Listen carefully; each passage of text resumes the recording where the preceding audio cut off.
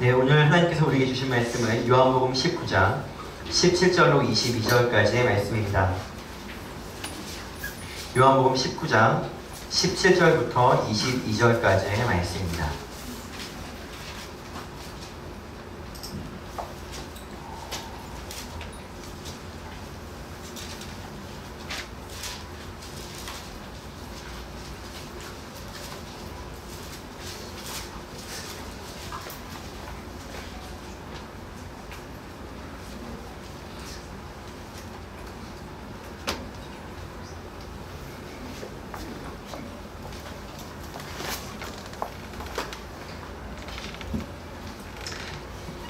네, 그럼 다 찾으신 줄 알고 저와 여러분이 같이 교독하도록 하겠습니다. 제가 먼저 읽어드리겠습니다. 시작. 그들이 예수를 맡음에 예수께서 자기 십자가를 지시고 해보리라 하는 곳에 나가시니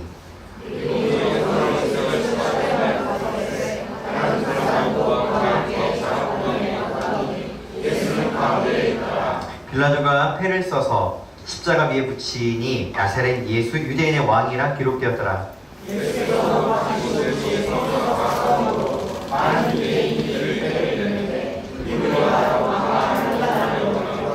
유대인의 대제사장들이 빌라도에게 이르되 유대인의 왕이라 쓰지 말고 자칭 유대인의 왕이라 쓰라 하니 빌라도가 대답하되 내가 쓸 것을 썼다 하니라. 아멘. 오늘 예수님이 십자가에 달리시기 바로 전에 장면입니다. 여러분, 이 사건은 예언되어진 사건입니다. 그렇죠, 여러분? 우리가 예언이라고 하는 것에 대한 얘기를 잠깐 해보도록 하겠습니다. 먼저 십자가 사건은 구약 성경에 예언되어져 있습니다. 여러분, 많은 사람들이 이런 질문을 하곤 합니다. 예수님이 십자가에서 빨리 오셔서 빨리 달리시면 우리가 빨리 구원받지 않느냐, 뭐하러 이 구약 성경이라고 하는 이 긴 시간이 필요한가, 이제 이렇게 우리가 생각할 수 있습니다. 또 그렇게 질문을 던지시는 분들이 있습니다. 근데 여러분, 그게 왜 그러냐면은 구약 성경에 다시 오실 예수님에 대한 이야기가 촘촘히 써 있어야 되기 때문입니다. 그래야지 이 신약에서 예수님을 만났을 때 이게 구약 성경에 계셨던 그분이구나 라는 것을 알 수 있기 때문입니다. 여러분, 그래서 우리가 예수님이 메시아라는 걸 아는 것입니다.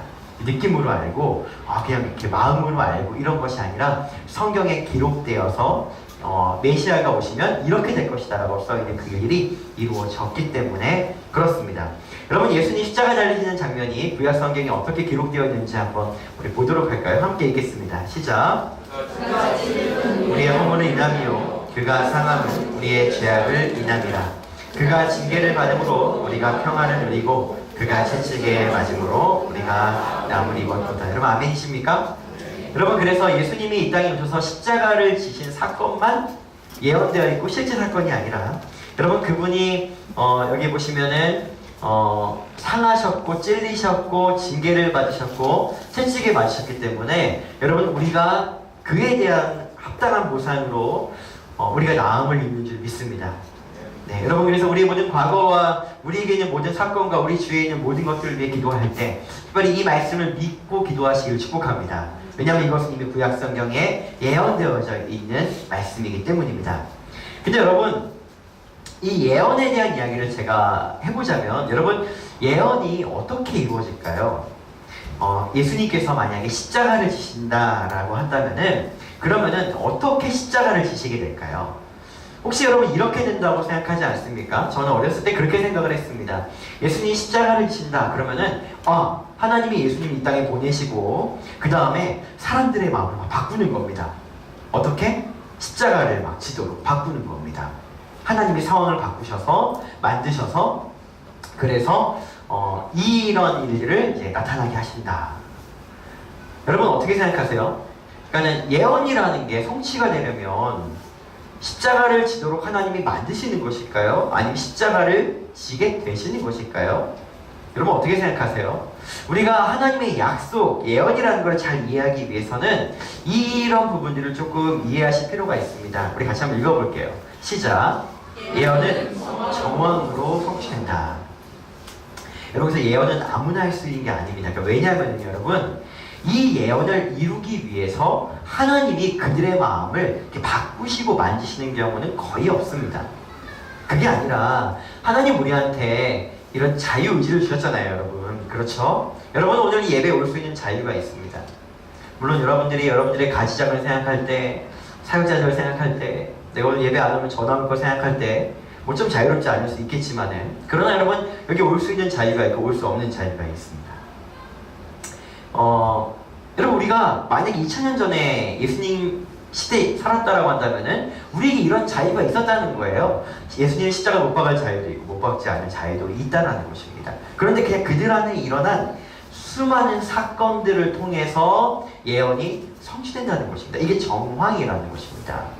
그러니까 여러분 그렇기 때문에 예수님은 어떠시냐면, 그러니까 우리 하나님 어떤 분이시냐면은 그 상황을 만들기도 하시는 분이지만은 그때 그날에 그런 사람들이 있을 것을 알기 때문에 또 예언할 수 있는 것입니다. 여러분 이게 잘 이해가 되십니까? 그래서 하나님이 우리에게 주시는 약속을 여러분, 하나님이 여러분에게 회복의 약속을 주십니까? 하나님이 여러분들에게 어떤 약속을 주셨습니까? 그럼 여러분 이 약속을 이루기 위해서 우리가 할 일은 뭐가 있을까요? 네, 사실은 거의 없습니다. 그냥 믿는 것입니다. 믿는 것입니다. 왜냐하면 하나님이 그 약속이 이루어질 때에 나의 상황이 어떨 것이고 나의 옆에 사람들이 어떨 것임을 하나님이 조종해서 만드시는 게 아니라 그때에 그럴 것임을, 하나님이 사람들의 자유의지를 조종하는 게 아니라 그때 이 사람의 자유의지가 이걸 선택할 것임을 미리 아시는 영원하신 하나님이기 때문에 하시는 약속이기 때문입니다. 그래서 여러분 우리가 성경을 볼 때 이렇게 보면은 성경을 보기가 좀 어렵습니다. 그게 뭐냐면은 하나님의 약속이 이렇게 이루어졌네? 이렇게 이루어졌네? 이게 그냥 하나님이 마치 마법을 부리는 것처럼, 예, 그렇게 그냥 하나님이 이 상황을 이렇게 뿅 만드셔서 십자가를 지셨고 이렇게 만드셔서 이렇게 되셨네? 라고 생각하면은 성경 안에 숨겨진 하나님의 일하심을 다 보기가 어렵습니다. 그게 아니라 하나님은 이 모든 정황을 아셨고 모든 정황을 통해서 이 약속을 이루신다는 것입니다. 그럼 여러분, 사람들이 예수님을 왜 십자가에 못 박았습니까?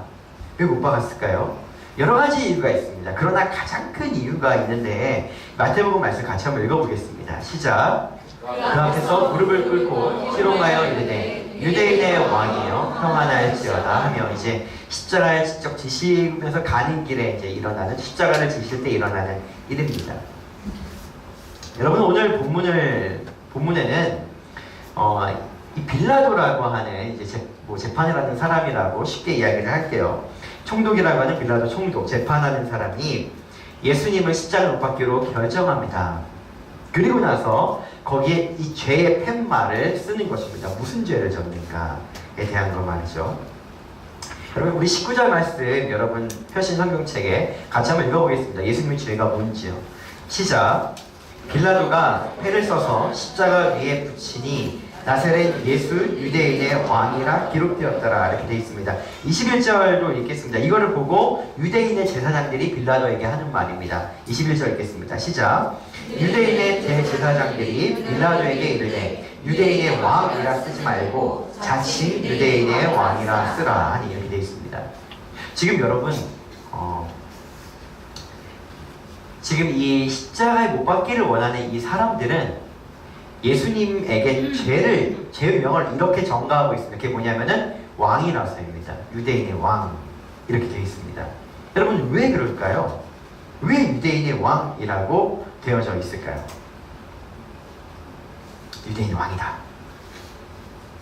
여러분 지금 이들에게는 어떤 마음이 있냐면은 예수님이 왕이 되어주지 않은 것에 대한 분노가 있어요.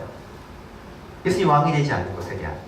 근데 여러분 예수님이 실제로 이 땅에 오셔서 이제 병을 고치고 귀신 쫓고 오병이어 일으키고 이럴 때 예수님은 단 한 번도 내가 왕이 되러 왔다라고 말한 적이 없어요. 이제 사람들이 어떻게 하고 싶어 했어요? 왕으로 삼고 싶어 했어요. 예수님을. 예, 왕으로 삼고 싶어 했어요. 여러분 한번 생각해 보세요. 예수님 우리 집에 있으면 얼마나 좋을까요? 예수님 우리 집에 있으면 환자들이 우리가 아픈 게 문제가 될까요?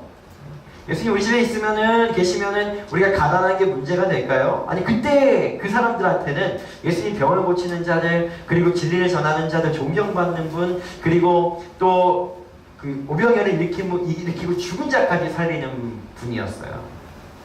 왕이 되면 너무너무 좋을 것 같은 거예요. 근데 예수님이 어떻게 하셨냐면은 빌라도가 예수님한테 이렇게 물어요. 네가 유대인의 왕이냐? 이렇게 재판받을 때 묻거든요. 그때 한 번 얘기해요. 내가 그니라 이렇게 한 번 얘기합니다. 그때서야 밝혀요. 그러니까 이미 예수님은 이 사람들이 예수님이 자기 왕이 되어주기를 원했어요. 근데 예수님은 자꾸 자기를 왕으로 삼을 때는 자꾸 도망가셨어요. 알리지도 말라 그러고 조용히 사라지시고 나타나시고 이러시면서 그들이 원하는 왕으로 온 게 아니라는 것을 계속 말씀하셨어요. 나는 죽으러 왔고 나는 왕이 되러 온 게 아니라 나는 섬기러 왔다. 이런 얘기를 계속 하셨어요. 근데 사람들이 예수님이 왕이 되기를 원했어요. 근데 예수님은 어땠냐면 왕이 되어주지를 않았어요.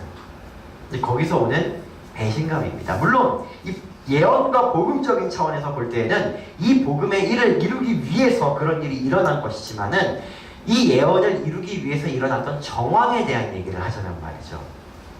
네, 사람들은 화가 난 것입니다. 왕이 되어주지 않은 예수님에 대해서. 네. 왕이 될 줄 알았던 예수가 기적도 행하지 않고 잡혀버리고 죽는 그런 모든 장면에 일어나는 굉장한 배신감입니다. 여러분 되게 좀 어이가 없죠? 예수님이 내가 왕이 돼줄게.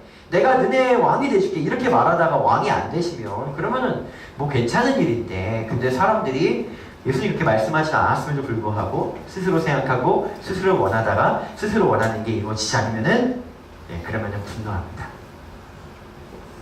근데 여러분 우리 때로는 우리도 그렇지 않습니까? 우리도 그렇지 않습니까? 우리가 어떤 일이 일어나기를 원합니다. 그래서 간절히 기도합니다. 하나님께. 근데 간절히 기도하는데 그 일이 이루어지지 않습니다. 하나님이 나한테 이런 형태의 왕이 되어주기를 원하시는데 예수님은 그런 형태의 왕이 되지 않습니다. 그럼 여러분 좀 화나지 않으세요? 하나님께 화 좀 나보신 적 없어요? 하나님께 화 나본 적이 있다는 건 그게 나쁜 일은 아닙니다. 왜냐하면 진실하게 한번 기도해봤다는 이야기이기 때문입니다. 그럴 수 있습니다. 여전히 우리도 이 땅에 사는 지금 우리도 우리가 원하는 왕의 형태로서 예수님이 일하시지 않을 때 우리도 분노가 일어납니다. 예수님한테 말이죠. 근데 여러분 유독 그러니까 조금 너무 지나치다 싶지 않습니까? 이 사람들이 그냥 예수님이 왕이 안 돼준다고 십자가에서 죽이기까지 해요. 죽이기까지 하는 분노가 왜 일어났을까요? 여러분 근데 유독 이게 분노가 되는 정황이 있었어요. 더 깊은 정황이 있었습니다. 그 정황이 무엇이냐면은 당시의 왕입니다. 이스라엘의 왕. 이스라엘의 왕 이름이 무엇이죠? 네, 헤롯입니다. 헤롯은 가문 이름이에요. 가문이에요. 그래서 뭐 헤롯 대왕 그리고 그 뒤에 헤롯에 대한 이렇게 그 다른 이름들이 막 이렇게 부여가 되거든요. 근데 헤롯의 첫 번째 왕이 이제 우리가 헤롯 대왕이라고 말하는 이 왕입니다. 여러분 이 왕이 어떤 왕인지 알면 우리가 조금 더 이때 십자가의 정황을 조금 더 알 수가 있습니다. 여러분 첫 번째로는 헤롯 대왕이 유대인이 아니에요.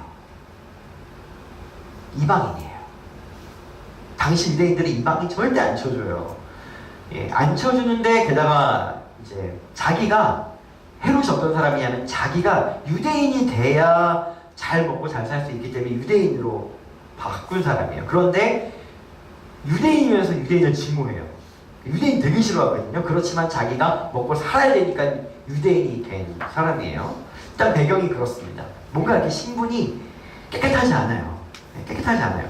게다가 이제 이 헤롯이 그 내란이 일어나요. 이 나라에 내란이 일어나서 그 백성들끼리 싸움이 일어나는데 이때 헤롯이 죽임을 당하게 돼요. 죽어야 되는 위치에 발생하게 되거든요. 그런데 어떻게 되냐면 로마로 도망갑니다. 로마로 도망가서 로마와 어떤 거래를 하냐면 이런 거래를 하는 거예요. 가서 내가 로마의 왕이시여 내가 이스라엘을 넘길게요. 로마한테. 대신 내가 통치하게 해주세요. 이렇게 했어요. 그러니까 로마는 듣고 좋은 거예요. 좋지. 그러면은 그 나라 사람이 와가지고서는 나라를 넘겨주니까 자기들도 지배하는 게 합당하고 헤롯은 자기가 그러면서 왕이 되어버리니까는 좋은 거예요. 여러분 그래서 당시 이때는 로마의 속국이에요. 식민지처럼 돼 있는 거예요. 지금 이스라엘이. 근데 그 이유는 무엇이냐면 바로 이 헤롯 때문입니다. 헤롯이 자기가 목숨을 부지하려고 가서 로마에다가 이스라엘 넘기면서 대신 나 왕 되게 해주세요. 이렇게 돼서 된 왕이에요. 여러분 지금 이스라엘이 누구 때문에 식민지가 된 거예요? 누구 때문에 지금 이 로마에 지금 간섭을 받게 된 거예요? 헤롯입니다. 게다가 여러분 헤롯의 일들을 보면은 자기의 왕권을 뺏기지 않기 위해서 아내를 죽여요. 그리고 전부 다는 아니지만 좀 사람들한테 인정받고 다음 왕이 될 만한 자기 왕권을 이렇게 빨리 뺏을 만한 아들들을 다 죽여버립니다. 그게 이 당시 왕 헤롯이에요. 게다가 당시에 이미 이스라엘 법이 있어요. 이스라엘 법이 있는데 이스라엘 법을 다 무시해요. 자기가 돈을 더 얻고 싶으면 어떻게 하냐면은 그 부자인 사람한테 어떤 잘못되는 죄를 집어씌우고 그 사람의 재산을 몰수해요. 사형을 막 집행해요. 그냥 자기한테 반대하는 사람들한테는 법을 무시하고 사형을 다 집행합니다. 그리고 여러분 다 아시지 않습니까? 예수님이 이 땅에 오셨다라고 동방박사들이 막 메시아가 왔다 그러니까는 그 메시아가 자기 왕권을 뺏을까봐 이스라엘에 사는 모든 2살 이하의 남자들을 다 죽여버립니다. 다 죽여버려요. 그럼 이게 헤롯 대왕이 한 일이에요. 물론 예수님 십자가에 달리실 때는 이 다음 왕이거든요. 다음 왕이지만은 그 다음 왕도 크게 다르지 않아요. 이런 왕이에요. 여러분 지금 이스라엘 백성들이 지금 이런 왕을 가지고 있어요. 여러분 이들의 마음은 어떨까요? 이 왕에게 만족했을까요? 이 왕을 되게 좋아했을까요? 아니요. 기본적으로 유대인이 아니에요. 기본적으로 유대인이 아니에요. 내 옆집에 혹은 내 옆에 있는 집에 아이 중에 한 명은 다 죽여버렸어요. 자기 왕권을 유지하기 위해서. 그럼 그런 왕 밑에서 행복하겠어요, 여러분? 그런 왕 밑에서 기쁘겠어요? 그렇지 않아요. 여러분 지금 이들은 예수님이 특별히 왕이 되어주기를 원하는 더 깊은 이 정황이 있는 거예요. 그게 뭐냐면은 지금 왕이 이런 사람이니까 너무 힘들고 어디서 이 사람이 지금 폭발할지 모르고 너무 불안하고 언제 내 자녀들이 죽임당할지 모르고 언제 내가 죽임당할지 모르고 언제 내 재산을 다 손길지 뺏길지 모르는 이런 삶에 게다가 유대인도 아닌 사람이 와가지고 게다가 이 사람 때문에 식민지가 되어버린 이 삶을 살게 만들어버린 왕이 헤롯 왕입니다. 그리고 여러분 좀 이제 조금 더 우리가 좀 이해가 될까요? 이스라엘 백성들이 왜 예수님이 왔을 때 그토록 정치적인 왕이 되어주기를 원했는지, 왜 그토록 예수가 진짜 왕이 되었으면 좋겠다라는 생각을 왜 했는지 여러분 좀 이해가 되십니까? 그들이 이런 삶을 살았으니까요. 근데 예수님 너무 멋있게 오셨거든요. 유대인으로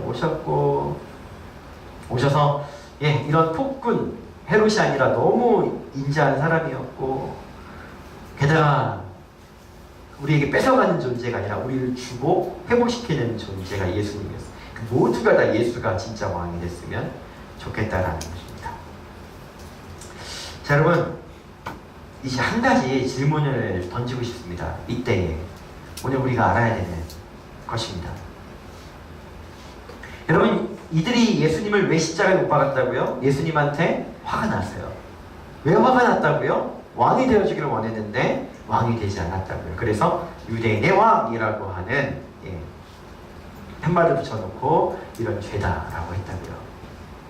근데 여러분 이렇게 한번 질문을 던져볼게요.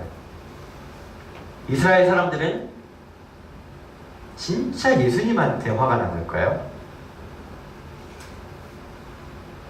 이스라엘 사람들은 정말 누구한테 화가 난 걸까요? 그럼 어떻게 생각하십니까? 여러분 예수님은 줬잖아요. 그쵸? 주고 베풀고 용납했어요. 참 이상해요. 진짜 그들은 누구한테 화가 났을까요? 아니면 이렇게 질문해볼까요? 그들은 진짜 누구한테 사실은 화를 내야 하는 것일까요?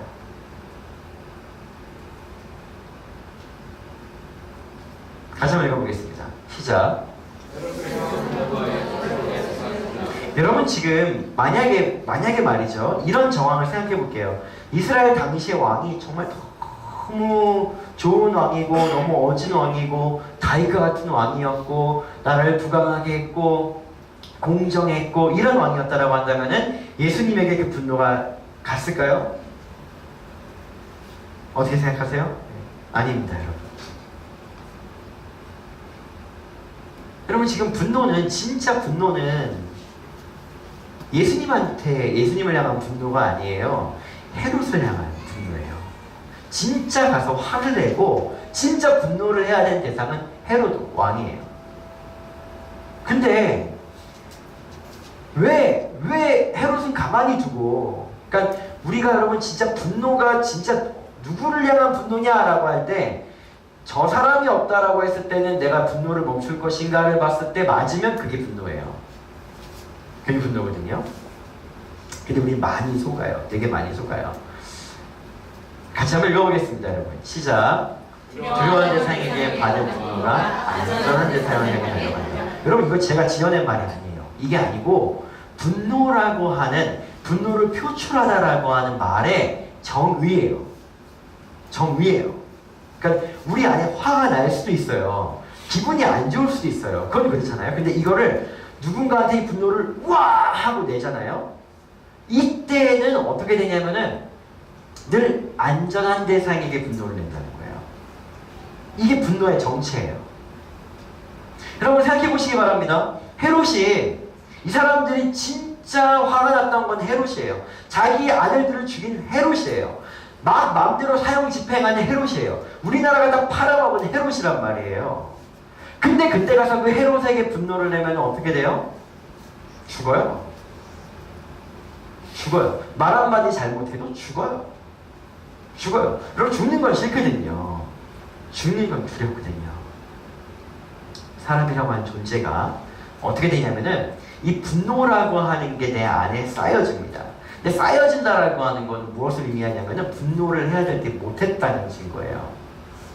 분노를 해야 될 때 못합니다.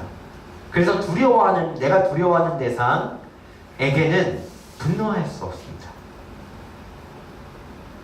그러니까 분노가 우리 안에 남아있어요. 이렇게 남아있어요. 이렇게 남아있거든요. 그러다가 어떻게 되냐면은 안전한 어떤 대상과 어떤 사건이 일어나요. 그때 안전한 대상한테 이 분노가 와 하고 나갑니다. 이게 우리 사람이 가지고 있는 분노에 대한 흐름입니다. 분노에 대한 흐름이에요. 안전한 대상을 향해서 분노가 나간다고 했어요. 안전한 대상은 어떤 사람들일까요? 같이 한번 읽어볼까요? 시작. 안전한 대상은 약한 자나 나를 사랑하는 사람일 수 있다. 안전한 대상이라 함은 내가 이 분노를 표출해도 손해보지 않을 사람이에요. 내가 이 분노를 표출해도 나한테 혹시 분노를 해서 내가 더 많은 화를 당하지 않다라고 본능적으로 판단이 되어진 대상이에요. 그게 분노입니다. 그게 안전한 대상이에요. 그렇기 때문에 안전한 대상이 첫 번째로 약한 자일 수 있어요. 나보다 어리거나 힘이 없거나 이런 대상. 그게 우리 자녀일 수 있습니다. 그럴 수 있어요. 그리고 굉장히 아이러니하게도 사람들이 분노를 가장 많이 표출하는 대상이 누구인지 아십니까? 자기가 가장 사랑하는 사람이 아니라 자기를 가장 사랑하는 사람입니다. 왜냐하면 그 사람은 이 분노를 역으로 받아치지 않기 때문입니다. 사랑하니까. 우리는 속아요, 여러분. 어떻게 속냐면은 이렇게 속아요. 내가 분노하는 사람이 그 사람 때문에 내가 분노한다라고 생각해요. 근데 여러분 그런 게 아니에요. 분노는 이렇게 우리 안에 담겨져요. 여러분 누군가한테 화가 났어요. 누군가가 나한테 부당한 일을 했어요. 그런데 여러분 가가지고 그 사람한테 왜 나한테 부당한 일을 하냐? 이거 잘못된 거 아니냐? 그런 짓 하지 마라. 이렇게 다 쏟아내고 오면은 이게 분노가 안 나와요. 근데 그럴 수 없는 대상이 있어요. 그러면 내가 손해보거나 그럼 혹시 내가 더 큰 피해를 받거나 이런 대상들을 향해서 분노를 꽉 참아요. 그리고 가장 안전한 대상, 내가 이 분노를 표출해도 별탈 없을 대상을 향해서 분노가 이렇게 쫙 하고 나가게 됩니다. 여러분, 이게 굉장히 우리 가운데 아이러니한 일인데, 여러분들이 누군가에게 습관적으로 계속 혹시 분노를 표출하는 분들이 있습니까? 습관적으로? 여러분, 이게 되게 아이러니한 거예요. 그게 뭐냐면은 그 사람이 나를 제일 사랑하는 사람일 수 있다는 거예요. 그러니까 이게 뭐냐면 그 사람이 나를 화나게 해서 분노가 나오는 게 아니라 그 사람이 나를 사랑하기 때문에 분노가 거기로 이렇게 흘러간다 일 수 있다는 거예요. 오늘 여러분 무슨 얘기를 좀 한번 해보고 싶냐면은 우리가 누군가를 사랑할 때입니다. 여러분, 우리가 이 신앙생활을 하다 보면 누군가가 너무 이렇게 품어지고요. 예. 누군가가 이렇게 너무 잘 됐으면 좋겠고, 혹은 너무 불쌍하고, 예. 그래서 막 사랑이 내 안에서 막 나오고, 뭐 주고 싶고, 챙겨주고, 여러분, 이럴 때 있어요. 여러분, 저는 이제 목회를 하면서, 제가 뭐 막 사랑을 하려고 하는 좋은 성품을 가져서가 아니라, 제 직업상 예수님 좀 닮아야 돼요, 제가. 네. 직업상 말씀도 좀 많이 알아야 되고 예수님 좀 닮아야 그래도 이제 이 직업을 가졌다는 게 손상이 좀 안 가는 사람이에요. 여러분, 그래서 제가 진짜로 몇몇 사람들은 정말로 제가 막 진짜 뼈가 녹을 정도로 사랑해 왔거든요. 되게 높은 수준 사랑한 거 아니에요. 제 나이 40에 맞는 그냥 그런 사랑이에요. 근데 여러분, 저 어떨 줄 알았냐면은 그럴 줄 알았어요. 제가 이렇게 막 정말 사랑하면은 그럴 줄 알았어요. 자원이 너무 좋아요. 나를 사랑해줘서 너무 좋아요. 나를 사랑해주니까 되게 감격스러워요. 이럴 줄 알았어요. 아니, 그렇기도 해요. 근데 여러분, 그때는 그렇게 길지 않아요. 그게 아니고 자꾸 저한테 화를 내요. 화를 내요. 게다가 여러분, 제 직업이 목사잖아요. 그러니까는 하나님한테 화난 분들이 있어요. 근데 하나님은 안 보이니까 뭐 어떻게 화를 내? 가가지고서는 어떻게 화를 내요? 그래도 저한테 와서 화를 내는 분들이 있어요. 처음에 그렇게 생각을 했어요. 내가 내 사랑이 되게 잘못됐나 보다. 내가 되게 이 사람 마음을 정말 다 품어주지 못해서 그런가 보다. 내가 진짜로 이 사람을 깊이 못 사랑해줬나 보다. 그렇게 생각을 했어요. 그래서 제가 이 시름 되게 많이 했거든요. 우리 사역자들은 알아요. 제가 이럴 때 고민 진짜 많이 하고, 내가 뭘 잘못했길래 진정한 사랑을 못하는 걸까? 되게 많이 고민했어요. 저랑 가까이 있는 분들은 알아요. 이 고민이 저한테 얼마나 중요하고 깊은 고민이었는지. 근데 여러분, 이 분노라고 하는 것이 무엇이고 예수님에게 왜 이 분노가 갔는지를 보니까 이게 뭔지를 좀 알 것 같아요. 여러분, 만약에 예수님이요, 누군가가 예수님한테 와가지고서는 야, 네가 왕이냐? 이렇게 했을 때 예수님 십자가에 계시다가 힘 빡 주셔가지고 못이 확 날아가서 조롱했던 사람들, 예수님 핍박했던 사람들, 그 말로 저주했던 사람들이 죽어가 보세요. 누가 그 앞에 와가지고서는 예수님 십자가에 못 박으라고 하겠어요? 두려우니까 분노는 싹 감춰지는 거예요. 다른 어디론가 가겠죠, 분노는. 예수님이 아니라. 근데 예수님이 사랑하였어요. 사람을 제일 사랑하는 존재가 예수님이에요. 그렇죠, 여러분? 그래서 우리 예수님 믿는 거잖아요. 맞아. 예수님보다 나를 더 사랑하는 존재가 있어요? 좀 잘 생각해 보셔야 돼요. 음해하고 거짓말을 해요. 때로는 예수님, 때로는 자기를 사랑하는 존재가 안전하게 느껴지기 때문에 내가 안전하려고 거짓말도 해요. 그럼 베드로가 거짓말하잖아요. 당신은 예수님 따르는 사람 아닙니까? 이랬을 때 베드로가 거짓말하잖아요. 베드로가 거짓말하는 게 왜 거짓말했냐면 살려고 거짓말한 거예요. 근데 만약에 본인이 나는 예수님 모릅니다라고 했을 때 자기가 죽임을 당한다라고 한다면 그 거짓말 했을까요? 안 해요. 자기가 살려고 가장 안전한 대상을 팔아먹는 거예요. 자기가 살려고 가장 안전한 대상에게 이 분노와 때로는 거짓을 뒤집어 씌우는 거예요. 그러셨구나. 예수님이 그러셨구나. 예수님이 사람들을 사랑하는 방법이 여기에서 그렇게 뭐 오병이어 귀신 쫓고 이게 아니라 그냥 그들의 분노가 자기를 향하도록 두는 것입니다. 그래서 여러분 있잖아요. 우리는 끝까지 사랑하며 살아야 되거든요. 와, 이게 자동적으로 넘어갔어요? 네. 같이 한번 읽어볼까요? 시작. 우리가 누군가를 예수님처럼 사랑하려 한다면 그들의 몸과 젖은 분노를 쏟아낼지 우리는 그렇게 생각할지 몰라요. 사랑하면, 내가 누군가를 사랑하면 내가 그 사람을 사랑하기 때문에 내가 원하는 대로 그 사람이 이렇게 되어야 된다. 이렇게. 내가 그 사람 잘 돌봤더니 이렇게 됐어. 그 사람 잘 돌봤더니 이렇게 회복됐어. 그 사람을 사랑했더니 이렇게 됐어. 근데 여러분 그거 어쩌면 아닐 수 있다는 거예요. 그게 아닐 수 있다는 거예요. 진짜 사랑의 깊은 데로, 진짜 깊은 데로 들어가면은 오히려 그 분노가 다른 데서 혹은 부모에게 혹은 다른 사람한테 이렇게 부당하게, 억울하게, 그러나 두려워서 표출하지 못했던 이 모든 분노가 이렇게 쏟아지는 것이 어쩌면 여러분 진짜로 내가 누군가를 사랑하고 있다는 증거일지도 모릅니다. 그럴지도 몰라요. 우리가 누군가를 예수님처럼 사랑하려 한다면 그들은 우리에게 더 자주 분노를 표출할지 모릅니다.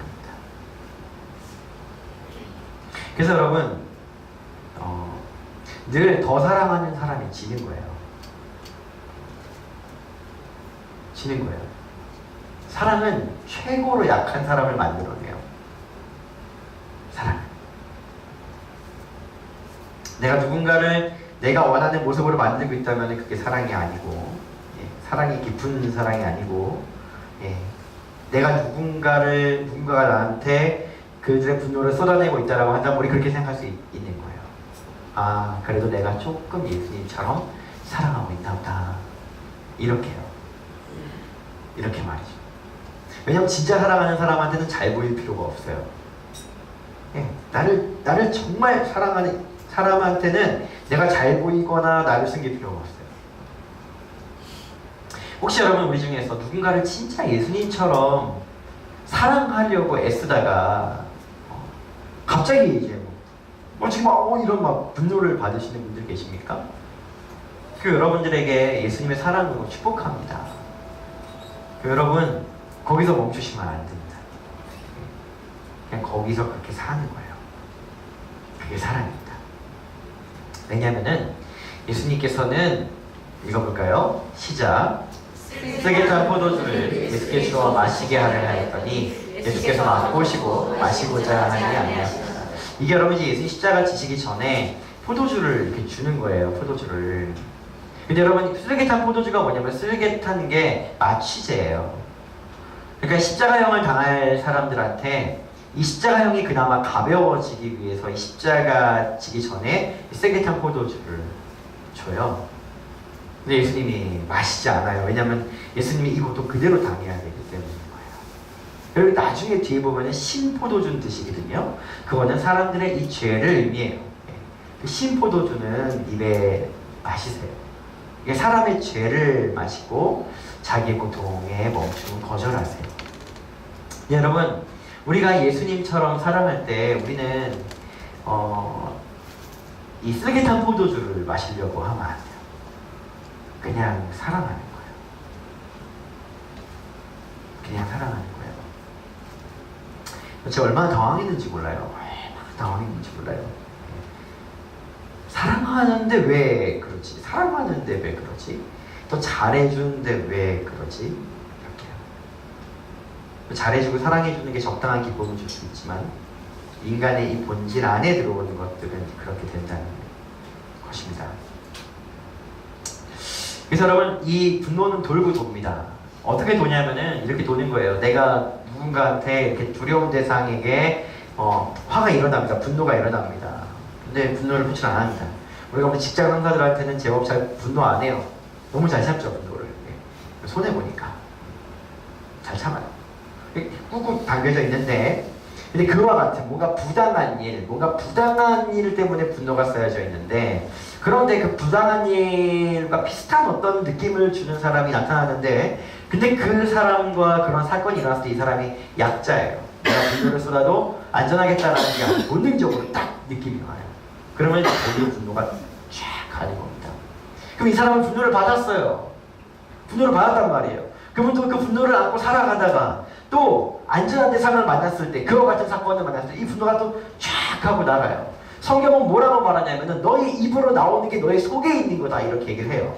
그러니까 우리는 어떻게 생각하냐면은 자연 발생적으로 일어났다고 생각을 하거든요. 이 사건 때문에 분노가 발생했고 표출한다인데, 그게 아니라 성경은 우리 안에 있는 게 나온다는 거예요. 우리가 욕을 하면 욕이 내 안에 있는 것이고, 분노하면 분노가 내 안에 있는 거예요. 이미 분노가 계속 돌아요. 분노가 계속 돕니다. 또 돌아요. 또 돌아요. 또 돌아요. 위험한 대상에게는 이렇게 웃음을 취하고, 안전한 대상에게는 분노를 취함으로 살아갑니다. 그러면서 우리 주위에 수많은 관계들이 문제가 생깁니다. 근데 여러분 어때요? 우리를 가장 사랑하는 존재와 가장 행복해야 되잖아요. 그렇죠. 예. 근데 아이러니하게도 우리는 우리를 가장 사랑하는 존재에게 가장 많은 분노를 표출하며 살아요. 계속 돕니다. 계속 돌아요. 이 분노는 소멸되지 않습니다. 예. 우리가 알고 있는 성인 군자들, 그들이 살았다라고 하면은, 그러면 그들이 이 분노를 잘 가지고, 이렇게 잘 가지고 꼭 참고 표출 안 하고서는 살았을 거예요. 근데 여러분, 우리는 어떻게 해야 될까요? 우리는 어떻게 살아야 될까요? 여러분, 예수님이 분노를 다 안고 어떻게 하셨어요? 같이 한번 읽겠습니다. 시작. 계속해서 큰 소리로 불러이르시되 아버지, 내 영혼을 아버지 손에 부탁하나이다 하고 이 말씀을 하시니 숨지십니다. 이 분노를 안고 그냥 죽으셨어요. 예수님. 여러분, 교회도 그렇고 예수님을 오랫동안 믿었던 가정도 그렇고, 그냥 예수님을 믿고 안 믿고를 떠나서 우리는 이 분노를 어떻게 해야 될지를 너무 모릅니다. 이 분노로 인해서 너무 많은 관계들이 망가집니다. 망가져요. 여러분, 누군가는 이 분노가 멈춰야 돼요. 왜냐면 분노는 돌고 도르니까요. 제가 여기서 여기다 분노를 하면 이 뒤로 분노가 넘어가고, 계속 분노는 계속 돌고 돈단 말이에요. 누군가는 죽어야 돼요. 그 분노가 건너가지 않게 죽어야 된단 말이에요.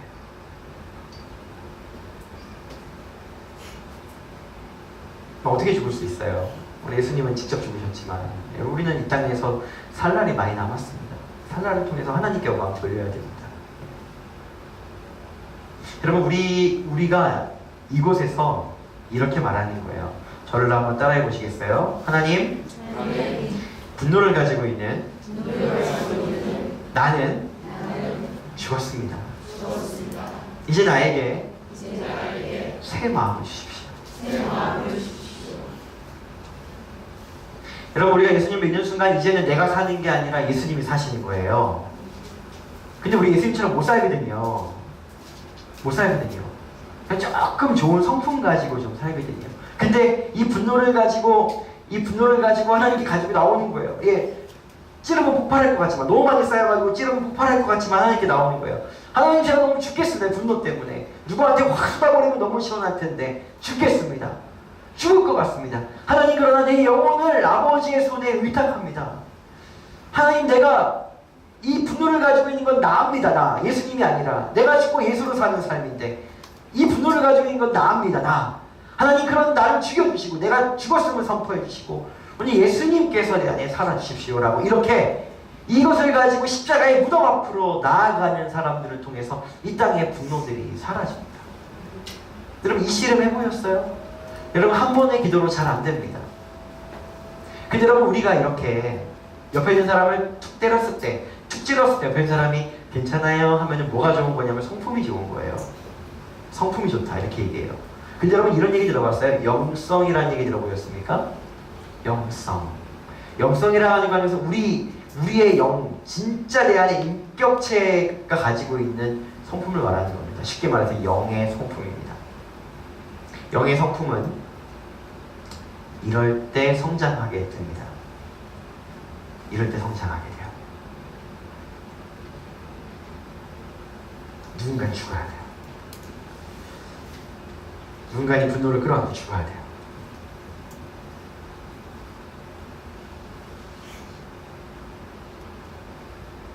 누군가는 말이죠. 여러분, 그럴 때 하나님께서 우리 가운데 일하십니다. 같이 한번 볼게요. 읽어볼게요. 시작. 또 새 영을 너희 속에 두고 새 마음을 너희에게 주되 너희 육신에서 굳은 마음을 제거하고 부드러운 마음을 줄 것이다. 여러분, 우리에게는 이 해 아래 있던 예전 것을 가지고는 소망이 없습니다. 우리한테 인간에게는 이 분노를 그냥 잠재울 만한 능력이 그 누구에게도 없습니다. 근데 하나님이 좋아하는 것은 무엇이냐면 우리가 새 것이 되었다는 선포입니다.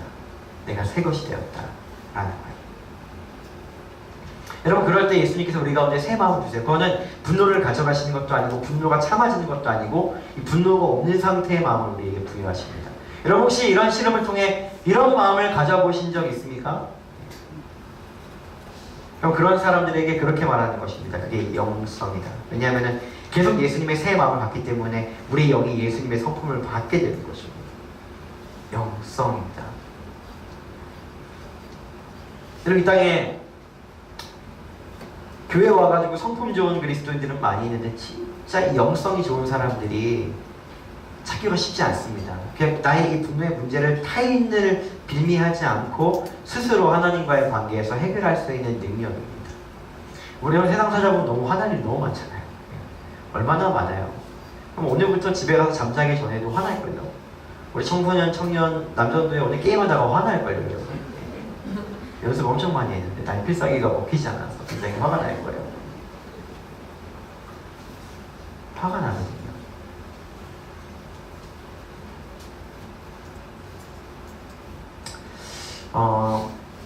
제가 오늘 진짜 하고 싶은 이야기가 있습니다.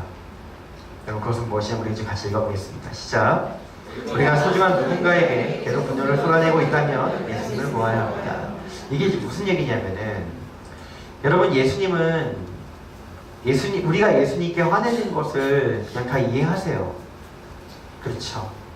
그럼에도 불구하고 우리를 사랑하세요. 근데 우리가 이거를 느끼기가 쉽지 않거든요. 쉽지 않아요. 그래서 우리 하나님께서는 항상 우리 주위에 그런 사람 하나쯤 남겨두십니다. 제가 맘 놓고 퍼부어도 바보처럼 쫄아주는 사람, 바보처럼 안 받아치는 사람, 바보처럼 못 들은 척하는 사람, 바보처럼 그러려니 하는 사람. 그럼 그 사람이 예수님이에요. 나보다 더 사랑할 줄 아는 사람이에요. 예수를 믿든 안 믿든 상관없이. 네, 이게 우리의 어리석은 소금이잖아요. 이 사람 때문에 화가 나. 계속 매일 아침마다 저녁마다 왜 신발을 구겨 신어? 왜 설교 시간에는 졸아? 왜 옷은 그렇게 입어? 하나도 마음에 안 들어요. 이 분노가 계속 나가요. 계속.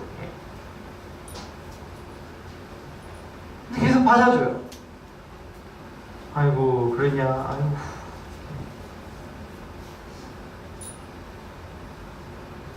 여러분 중에 만약에 분노를 쏟아내는 역할을 하고 계시는 분들이 계신다라고 한다면은 여러분, 그럼에도 불구하고 우리 옆에 계시는 예수님을 그분들을 통해 보실 수 있어야 됩니다. 예수님이 그러니까 그 사람들이 왜 그렇게 하고 있어요? 그 이유는 뭐냐면 그럴지라도 같이 있고 싶기 때문이에요. 그럴지라도 함께 있고 싶기 때문이에요. 이 분노를 받아내는 것보다 아픔보다 함께 있고 싶은 소망이 훨씬 더 크기 때문이에요. 그래서 그 자리에 있는 거예요. 우리 예수님이 그러세요. 우리 예수님이 그러세요. 이들이 헤롯에게 쏟아질 모든 분노를 가지고 예수님께 왔다 할지라도 예수님은 여전히 이들과 정말 함께 있고 싶어 하시는 분이세요. 그냥 맞고 그냥 죽으셨어요. 그 예수님을 보시기를 축복합니다. 그리고 우리 중에서 누군가의 분노를 계속 감당하고 계시는 분들이 계십니까? 이 시간들이 길어지면 여러분들은 대부분 생각가 됐을 겁니다. 어떻게 했냐면 내가 되게 문제구나. 내가 훨씬 문제가 많으며 아침 저녁으로 이렇게 화를 내요. 내가 되게 모질인가 보다 이렇게 할 수 있습니다. 근데 여러분, 그런 분들의 대부분 특징이 뭐냐면은 이렇게 뭔가 이렇게 그 성품이 뭔가 확 튀거나 자기 정체성이 뚜렷하거나 그러지 않고 그냥 어디든 잘 맞춰가는 이런 사람일 수 있어요. 이렇게. 예. 교회에 있으면 별로 안 튀어요, 눈에. 예, 이렇게 조용히 교회 왔다가 이렇게 조용히 교회 가고 나가서 뭐 하겠습니다 이런 거 별로 안 하고 시키는 일을 그냥 하는데 이렇게. 그래서 존재감 없는 사람. 예. 새신자가 우리 교회 왔다가 한 2번 왔다가 갔을 때 전혀 기억이 안 나는 사람. 그런 사람일 수 있어요. 근데 여러분, 왜냐하면 성품이 그래요. 근데 그러지 않는 경우에는 이제 뭐 진짜 사랑하는 존재, 혹은 부모와 자식 간의 관계처럼 절대적 사랑의 관계에 있거나 뭐 이럴 수 있어요. 근데 여러분, 그런 분들 흡입하고 계시는 거예요. 예수님처럼 사랑하고 계시는 거예요. 네, 누군가가 이 분노가 그 안에 있다가 일이 너무 커지면 정말 터지거든요. 진짜 너무너무 스스로에게 큰 상처를 남게 돼요. 그러기 위해서 예수님이 누군가를 옆에 붙이십니다. 그리고 그 사랑이 무엇인지를 알게 하십니다. 그러나 여러분, 도전하기로는 우리가 왜 분노를 하냐면 2가지 이유입니다. 하나는 이 쌓인 것을 안전하게 표출하기 위해서, 또 한 가지는 무엇이냐면은 지속적인 분노는 내가 이 분노를 표출할 때 가만히 있어주는 존재를 통해서 사랑받는다는 걸 느끼기 때문입니다. 사람이 느낍니다.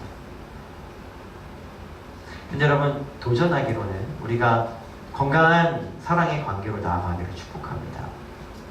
우리가 이걸 정말 계속 알고 계속 생각해야 됩니다. 정말 내가 이 사람 때문에 분노를 하는 것인가? 이 사람이 나한테 계속 분노를 일으키고 있는 것인가?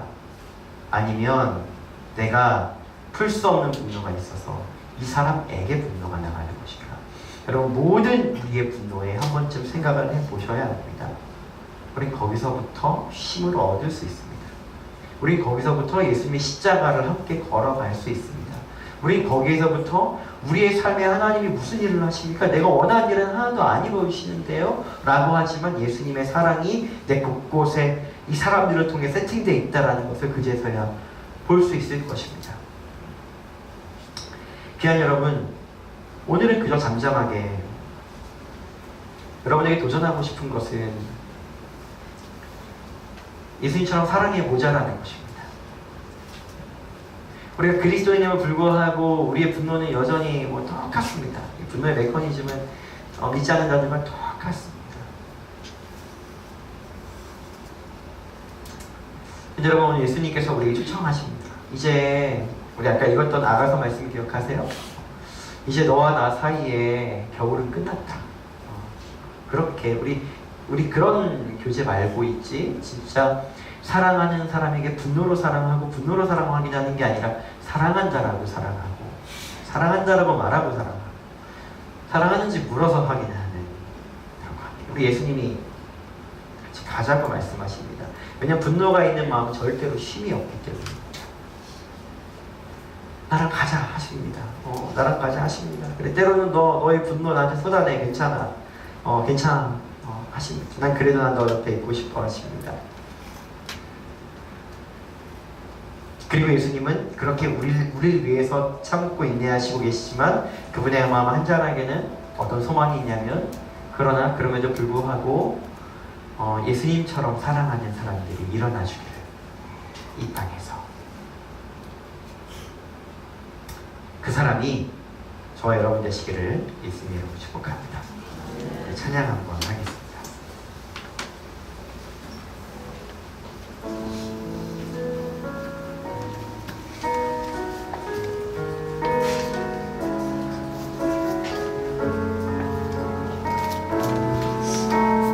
하나님은 너를 만드신 분, 하나님은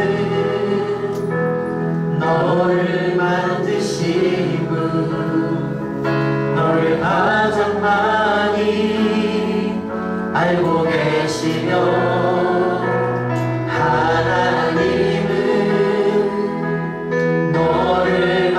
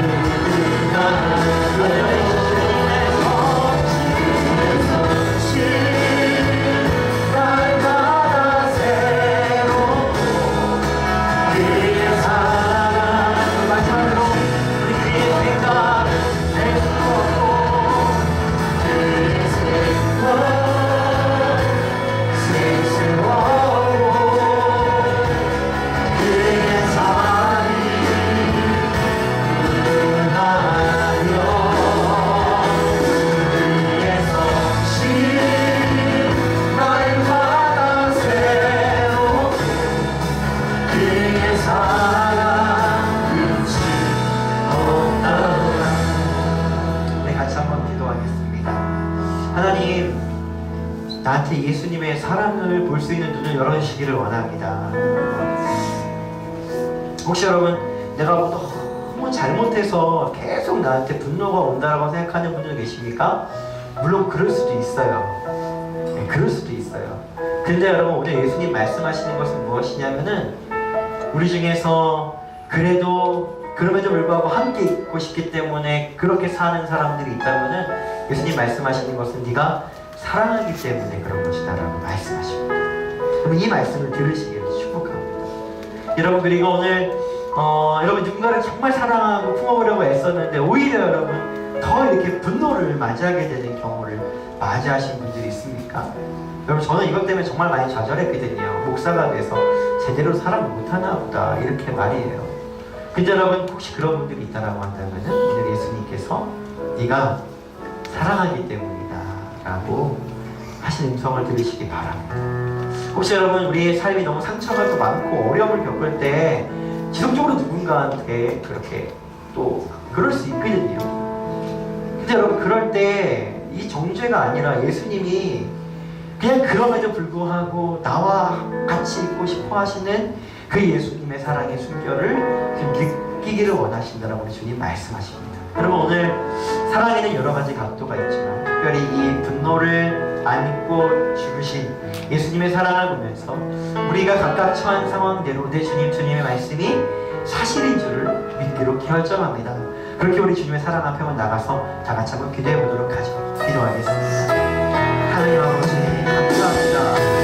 주님 우리가 이 땅에서 살아가고 예수님으로 살아가고 아버지 우리는 참을 수 없는 분노가 너무 많습니다. 더 많습니다. 예수 믿는 시간 참아야 됩니다. 예수 믿는 시간 서야 됩니다. 아버지 더 많습니다. 그러나 지금 우리가 지금 결정합니다. 인간 죽어야 하는데 인간 죽어야 하는데 내가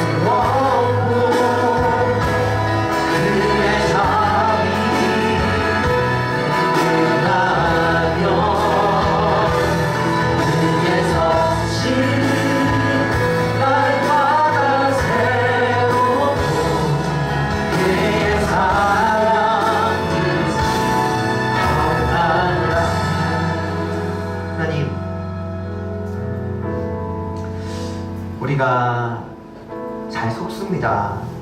우리의 분노가 마치 선과 악을 규정해 주는 것처럼 속습니다. 근데 주님 혹시 우리 가운데 이 돌고 도는 분노를 멈출 사람이 필요합니까? 주님 그러면 내가 죽고 예수님으로 사는 내가 되게 하여 주시옵소서. 하나님 혹시 제가 또 누군가에게 이 분노를 또 잘 표출하고 있습니까? 그러면서 내 이 마음의 건강이 지금 이루어지고 있습니까? 주님 그것을 통해서 그 대상 때문에 분노한다가 아니라 그 대상을 통해 사랑받고 있구나 하는 예수님 사랑을 보게 하시기를 원합니다. 혹시 여러분 계속적인 분노를 받아내느라 지치셨습니까? 예수님께서 그 마음을 이해하십니다. 내가 내 마음을 이해한다 하십니다. 여러분 그 마음 앞에 나가시기를 하나님 부어주시옵소서. 아버지 오늘 우리가 이 모든 것을 통해서 예수님의 사랑을 더 보기를 원합니다. 주님 우리가 우리를 또 잘 돌아보고 싶습니다. 왜 내가 같은 일이 있어도 저 사람에게는 화를 내는지 다른 사람한테는 그럴 수 없고 저 사람한테는 함부로 말할 수 있는지 아버지 그 이면에 숨겨진 예수님의 사랑이 흘러넘쳐서 진짜 사람 안에 거하는 우리가 되게 하여 주시옵소서. 예수님의 이름으로 기도했습니다. 우리 이 시간에는 우리 유성이 우리 처음으로 교회라는 데를 처음 나와보는 거예요. 이제 교회 다니기 시작하는 거죠. 앞으로 나오시겠어요? 이제 간단히 축복하고 기도하는 시간 가지려고 하기 때문입니다. 여기가 어딘가, 사람들 왜 이렇게 많나, 노래는 뭐 이렇게 크게 부르는가, 막 이러고 있어요. 좀 보여주세요. 우리 유성이 좀 보여주세요. 우리 맨날 영상 보러 가는데, 이뻐라 세상에나. 여러분, 우리 유성이가 특별한 이유는 우리 유성이가 태어나자마자 우리 엄마 아빠의 품으로 가지 못했고 좀 인큐베이터에 오랜 시간 있었고, 그러나 엄마 아빠의 사랑이 고갈되지 않기 위해서 우리가 더 많이 기도해야 되기 때문입니다. 그래서 여러분, 우리 원래는 그냥 기도해 주는데 우리 특별히 좀 우리 유성이가 다 이해 못해도 영이기 때문에 알거든요. 이 영을 향해서 우리가 좀 이 가정에 축복을 좀 해줬으면 좋겠습니다. 축복송 같이 한번 볼게요.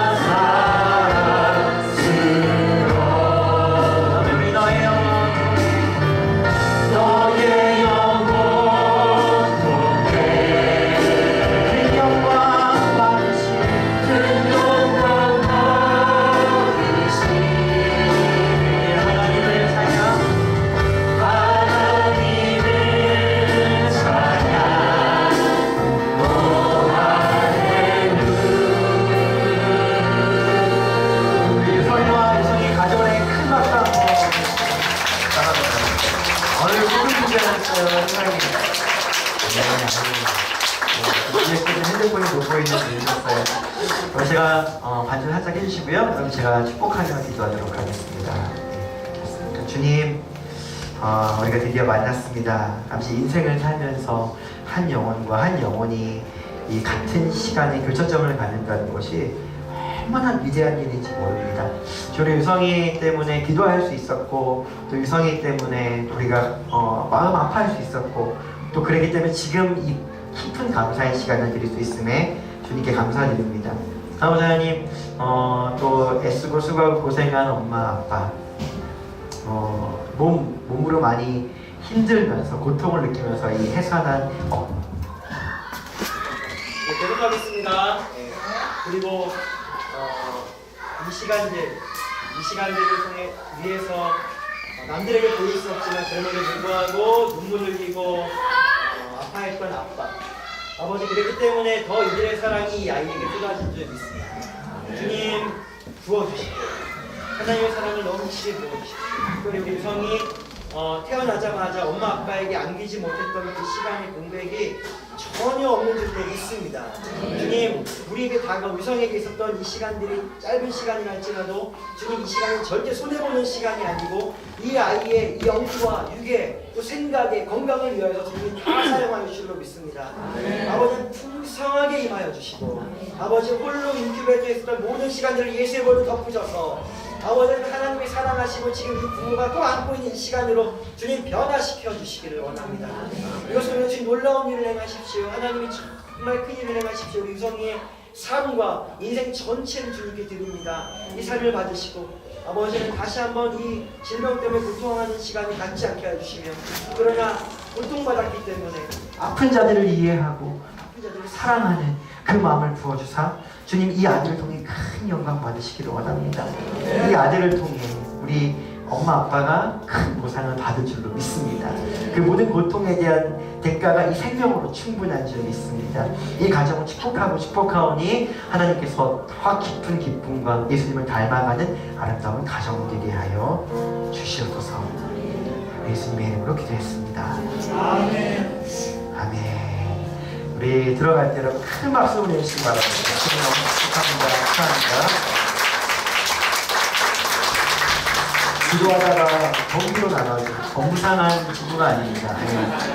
보통 친구가 아니에요. 제가 축도하고 마치겠습니다.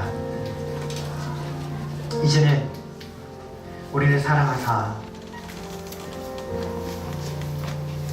자신의 아들을 십자가에 못 박기로 결정하는 것을 망설이지 않는다. 우리 하나님의 사랑과 사람의 진노 그리고 그 하나님의 진노까지도 다 십자가에서 몸소 받아 그 저주를 받으신 예수님의 사랑 그리고 우리로 하여금 여전히 우리의 삶에 하나님의 사랑을 심어놓고 하나님을 보라고 우리를 인도하시는 성령님의 인도하심이 오늘 이곳에서 주님 내가 분노 너머에 있는 하나님의 사랑을 보기를 원한다라고 결정하는 그리고 내가 그 분노의 종착점이 되기로 결정하는 이곳에 있는 모든 아름다운 하나님의 사람들 그리고 오늘 함께하지 못한 분들 그리고 이 지역과 강남의 교회와 모든 교회들과 열방 가운데 지금부터 영원토록 함께하시기를 주님 간절히 축원하옵나이다.